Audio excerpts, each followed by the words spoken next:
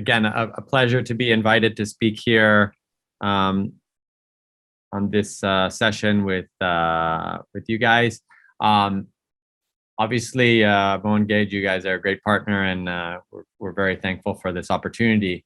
But I think we have more important things to talk about at this moment, and that is actually one of the most favorite things for me is inviting this panel of rock star women who are going to drop some serious knowledge on this crew out there and really help to take us through what it takes to recalibrate, recover, reopen. And that's bouncing back from the pandemic, which is something that, well, we're all in the midst of doing.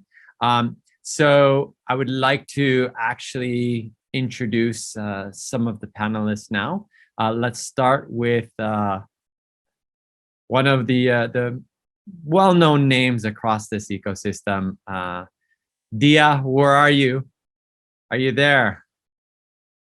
Dia Wulandari, the VP of Performance at Ticket. Hello, how are you? Hello, I'm good. How are you, Ronan? Oh, great. Always wonderful to see you. Is my camera okay, or how is it? Yeah, we see you. Yeah, we see you. Yeah. So sorry, I think I'm great. Thank you so much. I just arrived at Bandung, so I'm actually a little bit worried I will not going to be able to make it in time. I was actually travel from Jakarta to Bandung today, but yeah, and also seeing by myself the travel industry, I guess in Indonesia is getting a good spike.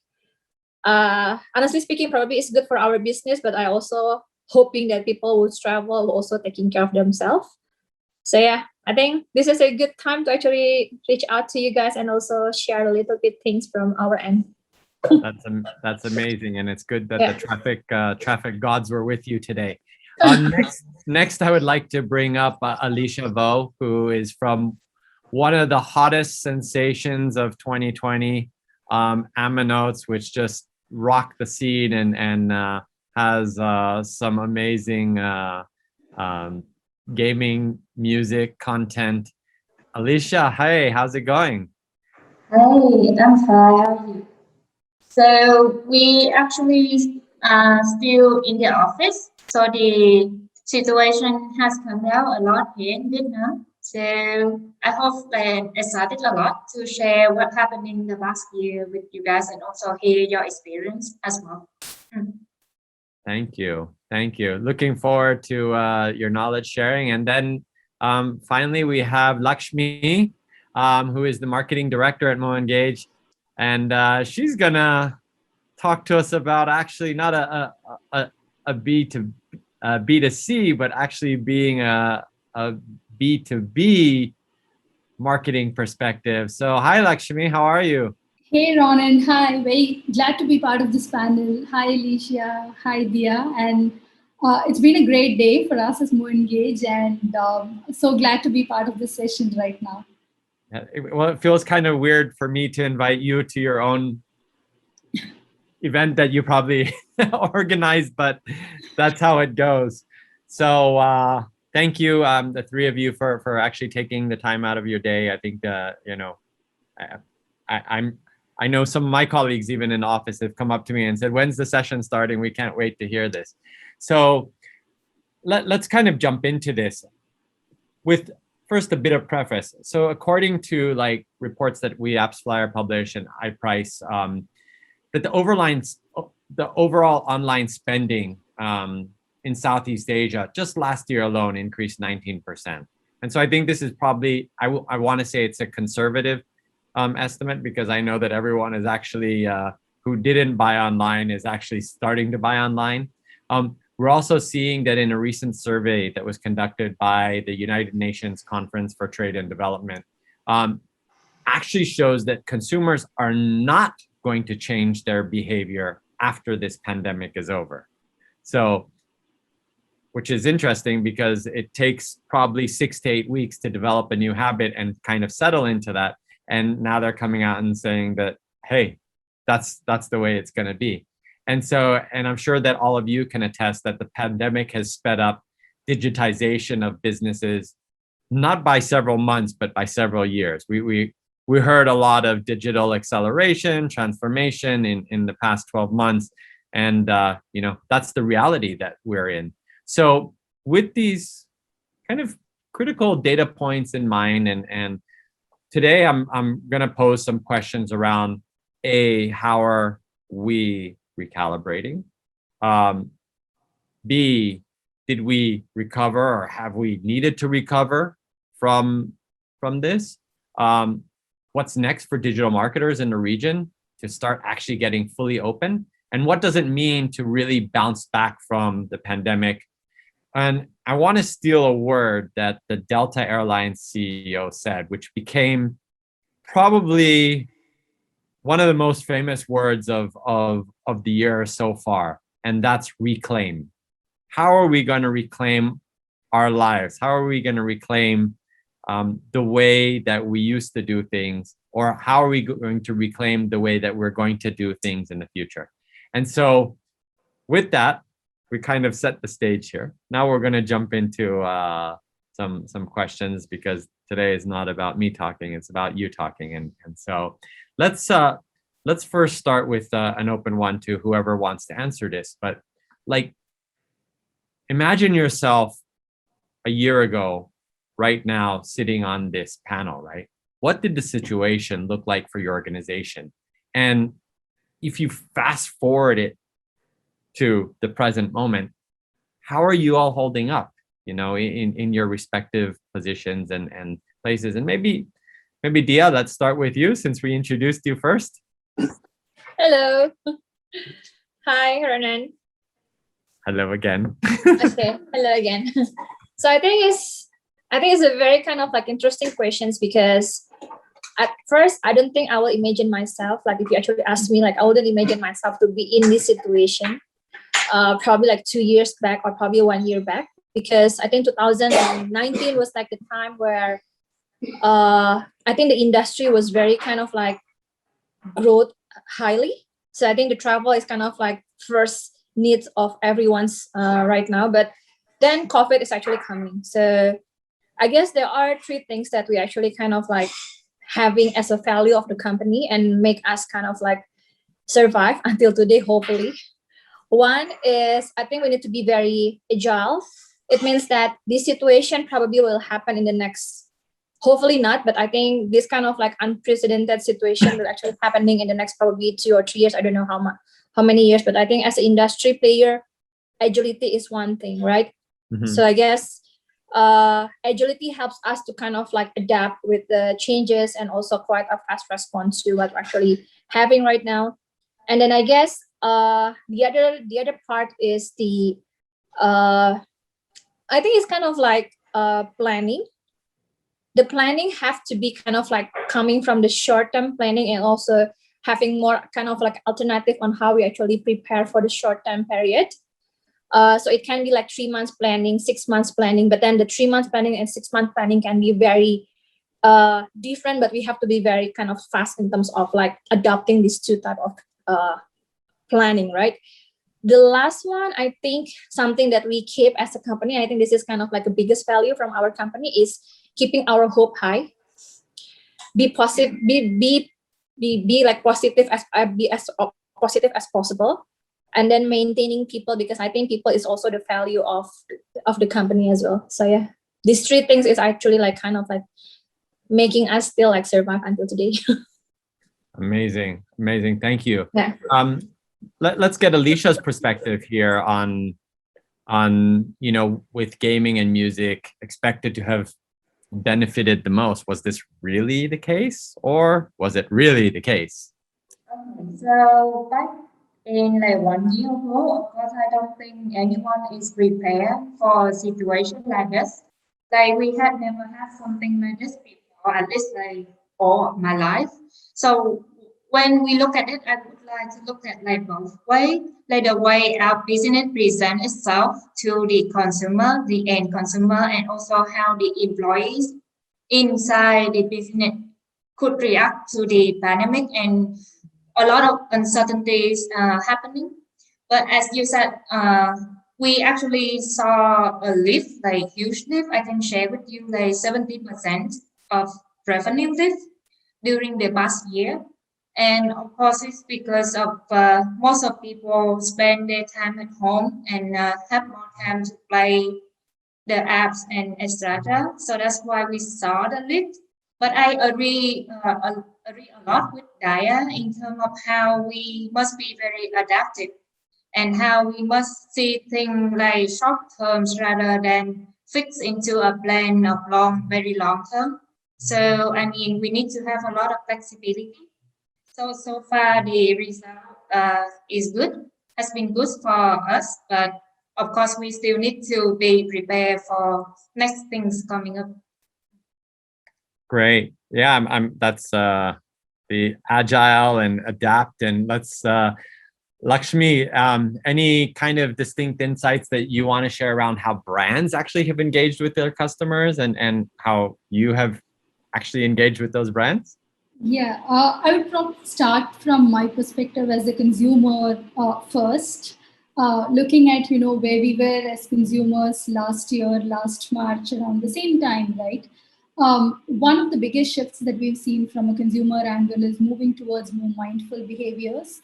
If you look at shopping, for example, there is a lot of focus that was given to essential shopping versus say a luxury shopping.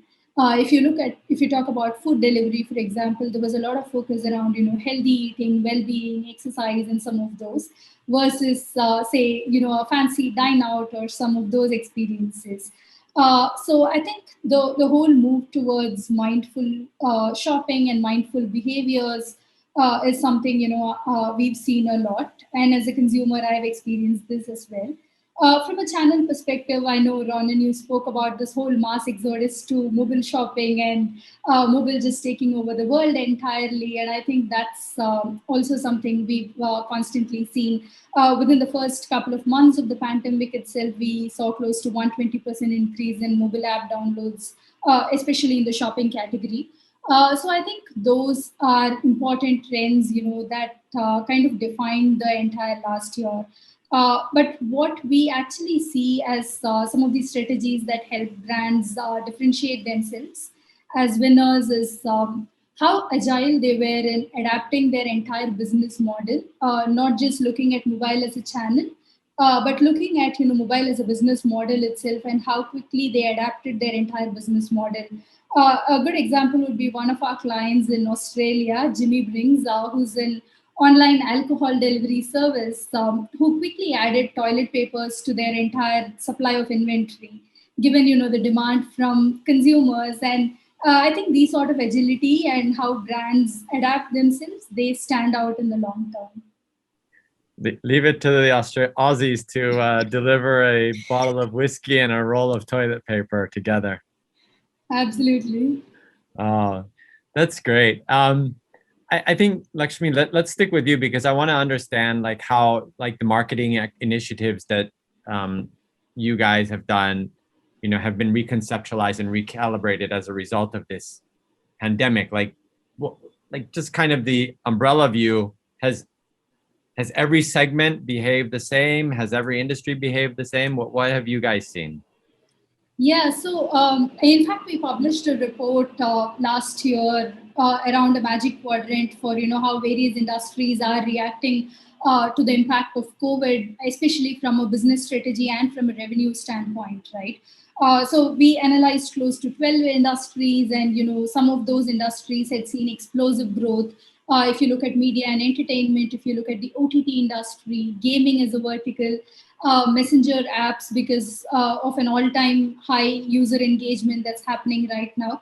But there have been obvious industries that have taken a hit, but also figuring out new business models to work around this whole constraint that they've been facing, right? Broadly, from a result perspective, one thing we've seen is the whole acceleration of their move towards digital. We've been speaking about digital transformation and acceleration to mobile for a lot of years.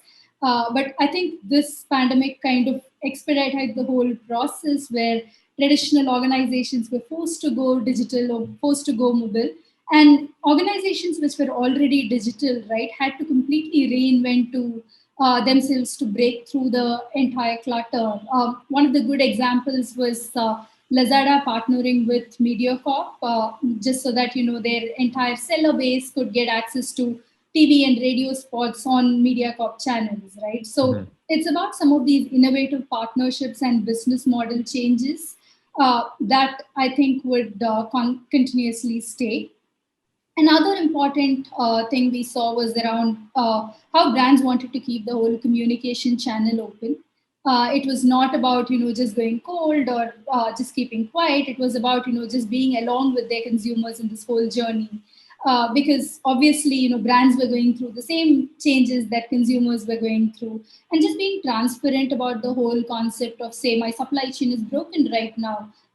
Order deliveries may be delayed, and some of these transparency, I think, came out as very strong qualities. Great, great. So I imagine for you, Alicia, probably you had to have some different kind of initiatives on user acquisition, right? Was it everything was the same that you had been doing prior, or did you guys try new things or new ways to engage and discover new users?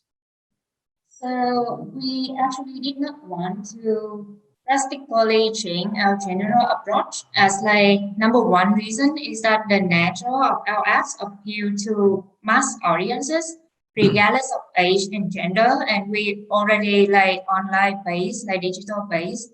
And then number two is that we serve an easy access to entertainment, and in this case in specific would be the music interactive game apps, which I think is the need that even more highlighted during the time as the pandemic, as more people, spend time at home seeking for simple and small things they could enjoy. But of course, on the other hand, we are more careful when conducting like ad creative concepts. We did some like generally we have a lot of ads like delivering lighthearted, warm and cheerful concept like stay at home and still have fun. But then on the other hand, you need to be very sensitive and to how all the anxiety is happening in the world. So we wouldn't want to bombard user with heavy or serious messages.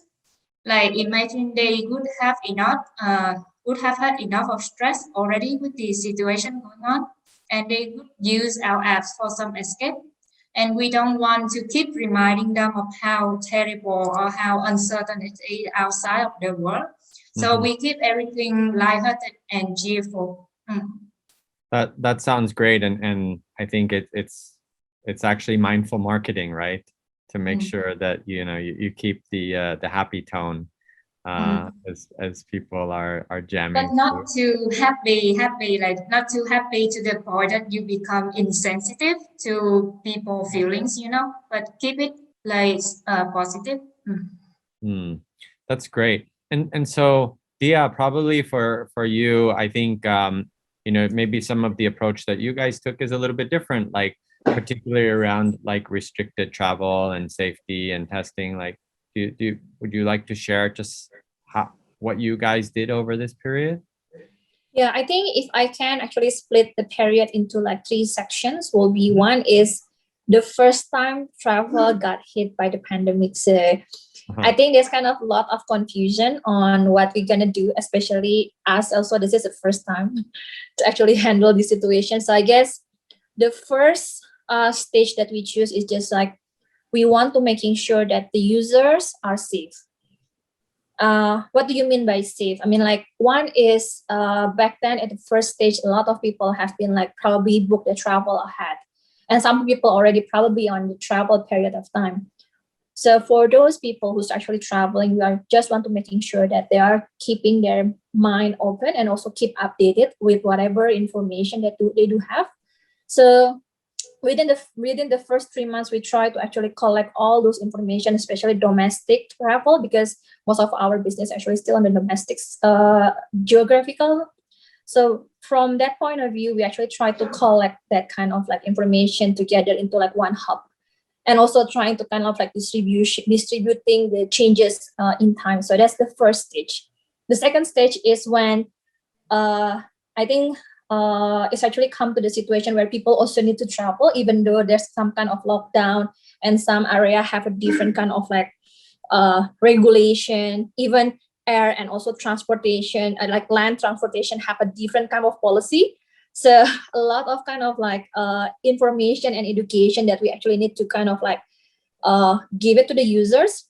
But also, I guess this time, back then we actually take like an opportunity to work together with our partners, like hotel owners and also airlines and also kind of like ticketing supplier and stuff, just also to give like the users also some kind of like same information together. Right now, we're coming to the exciting moment because I guess a lot of people got vaccine, thank God. And also, I guess the government kind of like giving like more relaxation into the industry. So right now, we still want to cheer up, I guess, together with the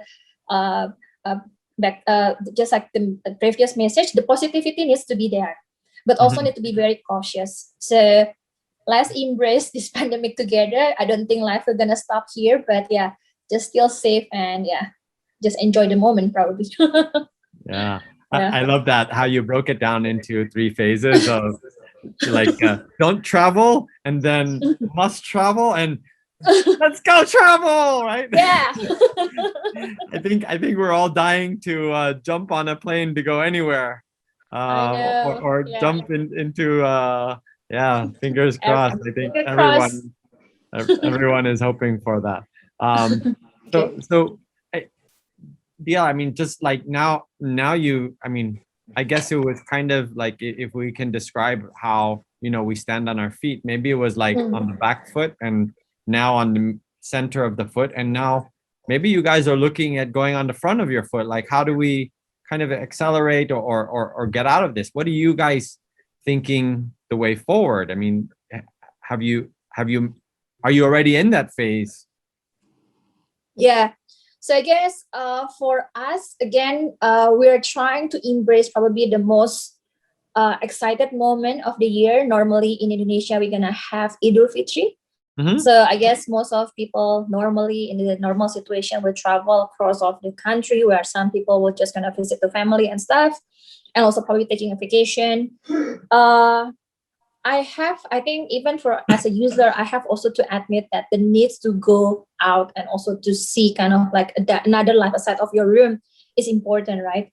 So for us right now, we actually kind of like plan, or we already have like see this the search of the user search for this period of time. So some top destination like Bali, Yogyakarta, or probably Medan, some kind of like big cities in Indonesia already have like a kind of like search in terms of search. However, we also understand that people probably, or user hasn't been kind of like convinced enough to purchase. So our marketing strategy is try to kind of like balancing between the needs of their discovery up to the level when they're making a purchase. That's probably one from the marketing, and also from the product point of view, we also try to kind of like giving the user with like enough information within our apps, just to making sure that whenever they have this kind of like considerations moment, they will find that enough in our apps or probably and other sources as well. So we're just trying to kind of like relate with our users as much as possible. Yeah. Cool. And Alicia, I guess like you guys probably have accumulated millions and millions of new users over these past 12 months, right? And now it's kind of also entering a different period where people might start to get a little bit out more, or looking, for example, maybe to travel. And so how do you guys plan to keep these consumers that you have been very loyal to you in the past 12 months? What's your guys' view on how you're going to make them long-term, dedicated, committed Amanotes fans? So actually, if we go back into last year, we actually see a lift in the retention metrics, which means that user tend to stay longer with our apps. But it's mostly come from a flatter line in retention between weekdays and weekends. And why is it very understandable as people stay more at home, so there's no much difference for them as entertainment in the weekdays at home and entertainment in the weekdays in the weekend. But I wouldn't attribute like 100% of these results coming from just marketing initiatives because of course on the other hand the product needs to be upgraded as well. Otherwise there's no value given, like extra value given to the consumer to continue staying with us. So we've been keeping up with our content inside the app. So we improve, like we purchase more copyrighted songs into our apps and offer the user as like the same package. We don't really increase the pricing or anything, just to diversify the experiences. And of course, we also use a new material for our app just to catch the user attraction. And for blending, for marketing, I think we are going back to the normal code phrase already for like several months as we are preparing for like upcoming big holiday. So we do run in different geo. So before when the pandemic is like a very serious and everyone focus on that. So we have like cater our message style similar for different countries. But now things are coming back to normal again. Then we continue to optimize our localization efforts in terms of select the user differently from country to country and how to offer the content. And I hope that would keep them longer in the Amanos and they can play Amanos apps while traveling. So I hope so. That's great. And maybe we can talk on a subject. I hope it's not going to be too sensitive, but like regarding budgets, right? You know, marketing strategies and everything is being recalibrated, and you know, I'm sure the CFOs are all looking at the balance sheets and things like that. And as markets reopen, I'm just keeping with you, Alicia. Like any specific learning around budgets or like, do you get more aggressive, less aggressive in the coming period? Yeah, with the blow up of the business, so naturally our budget at least like double, I can tell you. But actually in the early phase of the pandemic, though the total budget we increased, which means that we didn't hold back, but our average cost per user acquisition decreased due to the lift of organic user.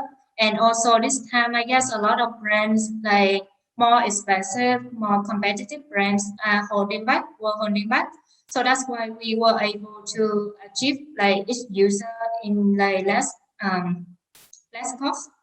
So until now, when a lot of competitors coming in again with a lot of brands and e-commerce, a lot of more expensive branding thing, we saw the prices going up, but at the same time the user value also increased. So I would say that we can balance both things. So we actually saw that without holding back a lot or being too conservative when it comes to budget and allow rooms for flexibility, our brands or the app would actually appear stronger and sustainable in terms of in the situation going on. So in the next phase, of course, I don't think we are holding back on the budget. Good. Maybe let's get Lakshmi's point of view here around kind of the in-house external vendors or any type of like perspective, even regarding like influencer marketing. Like what are you guys seeing, or what's your views on this? Yeah, so in most cases, right, like Alicia mentioned, for industries which are actually seeing explosive growth, there's been an increase in budget for obvious reasons. One, because brands wanted to maintain their share of voice and did not want to just lose the momentum that they've built over all these years. The second one is also because paid activities have a direct impact on the organic traffic that they get as well, right? So brands want to retain some of those momentum from an organic channel also. Even as a B2B marketer, right? I would probably just look at it that way. So this has been like one of the constants. This also has been prevalent in a lot of brands which have been going through a not so good phase as well. But just to maintain that momentum going, and like Dia mentioned, just keeping that whole brand positivity going, right? That's been so important. Where there's been a lot of effort and investment we see is around engaging these existing users, right? So brands have been acquiring a lot of new users. How do you keep them engaged, especially when they are not ready to make a purchase right away, or when they are not ready to pay extra right now? You cannot generate more revenue out of them, but how do you retain some of them? How do you engage some of those, which is where, aspects around investments in gamification, or, say new content partnerships like Alicia mentioned, those come into play, and those become very important aspects for brands to sustain that momentum. And in the long run, obviously, these retained customers convert to larger lifetime values, which can be turned to revenue later. Great, I love that. I think that another common theme among the three of you so far has been positivity, right? And this is so powerful. I mean, everyone had a different reality over this past 12 months. And so I think if we want to kind of continue along these lines of being positive, right?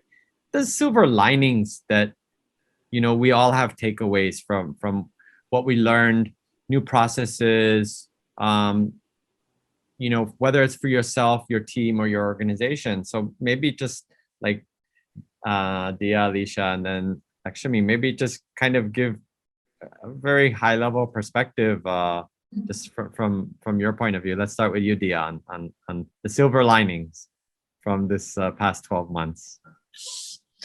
I think the silver lining is like, you cannot take things for granted. I think that's something that we actually kind of like, I realized it hard, because I guess back then on 2019, when we make a plan, we're having like a super positive situation. We don't even think this can actually happens. But then, and also because we think that everything is going to be smoothly grow for our business. So there are a few things that we take it for granted. So for example, we don't think that giving the user like deep understanding on how the travel plan should be is something that we think like people are just going to do it impulsively. So I guess that part is kind of like something that we should improve. Other thing is like, we also tend to forget, like we took for granted that some people probably just gonna go for cheap, for kind of like, how do you say it? It's not cheap, it's just kind of like affordable travel. Because of this situation, I guess you should also think that the user becoming more educated.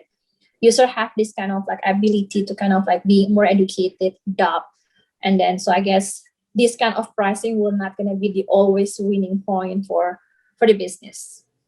Yeah. And then also, I guess another thing is like government regulations. Government regulation can be very tricky in this case, because this kind of pandemic, no government can be able to actually handle this well. Lesson learned from this one is like, I think as a business, we also need to kind of like establish like a strong foundation with our partnership with our industry, with all of the parties, like our marketing partner, our hotel partner, our airline partner, to kind of like getting like a strong environment to kind of like able to support if things actually happens. But and we don't know what kind of things coming up, but hopefully not. This is going to be the last one. Yeah. Fingers crossed. Alicia, what's your take? So I would say from the internal process point of view. So first of all, the biggest learning would be how to actually stay calm to all the crisis happening like externally and also affecting the employees and ourselves. And then how the communication is very key, and how we must adapt it into a lot of partner or even them ourselves have like work from home period, and I know that a lot of partners are already like still working from home. So the communication and coordination between different stakeholders, like both internal and external, how can we maintain the effectiveness of that and maintain, maintain the attitude of, perceive things, perceive opportunities, even though we are in a lot of uncertainties and a lot of process. So I think that's the most important thing, like not silver lining, but it's quite essential for a business assistant. Lakshmi, how about you guys? What's the silver lining for you guys? Yeah, I think from a human aspect, I would probably say the human connection that we've actually built, right? Whether whatever Alicia and Dia mentioned right now, whether it's for a brand building its relationship with their partners, or say a brand with its consumers, or us with our clients. I think that whole connection of navigating a challenge along with our partners is something that actually has stood out strong. From a marketing angle, I would probably say, even from what we practice on a day-to-day basis, the close integration between marketing and data, this tighter alignment around like so being data-driven is something the pandemic has kind of jolted us and given us a reminder that this is how it has to be done. So that alignment, I think, is a silver lining for me as well. Amazing. So we got cannot take things for granted. We got stay calm, and we got the human connection. I can't think of a better way to end this session than just to wrap it up. And one word I think that the three of you touched on quite a few times was adaptive and also agility. So well done, and thank you so much. This has been such a pleasure to be able to host you on this session.